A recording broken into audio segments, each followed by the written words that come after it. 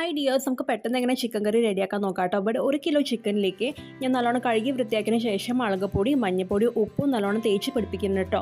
എന്നിട്ട് 3 വലിയ സബോളയും 2 വലിയ തക്കാളിയും ഞാൻ എടുക്കുന്നുണ്ട്. ചൂടായ തവയിലേക്ക് അത്യാവശ്യം നമുക്ക് വേണ്ട എണ്ണ ഒഴിച്ച് കൊടുത്തതിന് ശേഷം നമുക്ക് നമ്മുടെ സബോള വഴറ്റിയെടുക്കാം. അതിനോടൊപ്പം ഒരു നുള്ളു ഉപ്പ് ചേർത്ത് കൊടുത്തു കഴിഞ്ഞാൽ നല്ലോണം ബ്രൗൺ കളറാവും കേട്ടോ. അപ്പോൾ ബ്രൗൺ കളറാകുമ്പോൾ നമ്മുടെ കറിക്ക് നല്ല ടേസ്റ്റ് ആയിരിക്കും. അതിനോടൊപ്പം നമുക്ക് നമ്മുടെ തക്കാളിയും ചേർത്ത് കൊടുക്കാം, 1 ടീസ്പൂൺ ജിഞ്ചർ ഗാർലിക് പേസ്റ്റും ചേർത്ത് കൊടുക്കാം.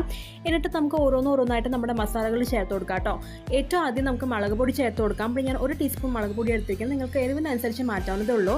എന്നിട്ട് 2 ടീസ്പൂൺ ഞാൻ നമ്മുടെ മല്ലിപ്പൊടി ഞാൻ ചേർത്ത് കൊടുത്തിരിക്കുന്നത് കേട്ടോ. എന്നിട്ട് നമുക്ക് ഈ മസാലകളൊക്കെ ചിക്കനിലേക്ക് പിടിപ്പിച്ചതിന് ശേഷം നമുക്ക് കുക്കറിലിട്ട് വേവിക്കാം. വേവിച്ചതിന് ശേഷം നമുക്ക് തവയിലേക്ക് മാറ്റിയിട്ട് നമുക്ക് വേണമെങ്കിൽ ചിക്കൻ പൊടി ചേർക്കാം, പക്ഷേ നമ്മൾ ചിക്കൻ പൊടിയൊന്നും ചേർക്കുന്നില്ല. എന്നിട്ട് അതിലേക്ക് 1/4 ടീസ്പൂൺ കുരുമുളക് പൊടി ഇട്ട് കൊടുത്തതിന് ശേഷം നമുക്ക് ഗ്രേവി ഒന്ന് സെറ്റാക്കാൻ വെക്കാം കേട്ടോ. ഗ്രേവി സെറ്റായതിനു ശേഷം നമ്മുടെ ചിക്കൻ കറി റെഡി. ദോശയ്ക്ക് അപ്പത്തിനും